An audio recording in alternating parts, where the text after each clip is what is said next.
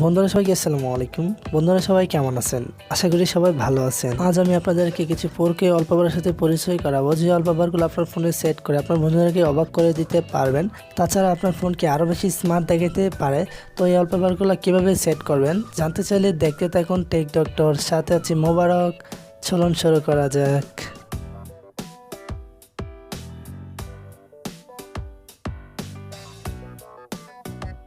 ওকে বন্ধুরা, অ্যাপটি ডাউনলোড করার জন্য চলে যাবেন প্লে স্টোরে। প্লে স্টোরে গিয়ে সার্চ করবেন 3D ওয়ালপেপারস 4K। প্রথমেই অ্যাপটি আসবে। যদি খুঁজে পেতে কোনো সমস্যা হয়, ভিডিও ডিসক্রিপশনের লিঙ্ক দেওয়া থাকবে, সেখান থেকে সোজা গিয়ে ডাউনলোড করে নেবেন। তো আমার ডাউনলোড করা আছে, তো আমি ওপেন করতেছি। ওপেন হয়ে যাওয়ার পর দেখতেই পাচ্ছেন এখানে অনেকগুলো ওয়ালপেপার। তো চাইলে সব করে একে একে আপনার ফোনে ব্যবহার করতে পারবেন।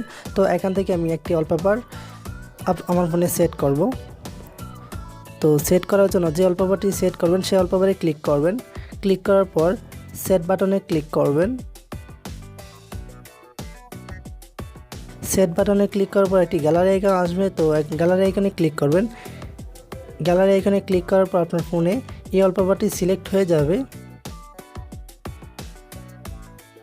তো আপনারা দেখতেই পাচ্ছেন যে আমার মোবাইলে এই ওয়ালপেপারটা সেট হয়ে গিয়েছে।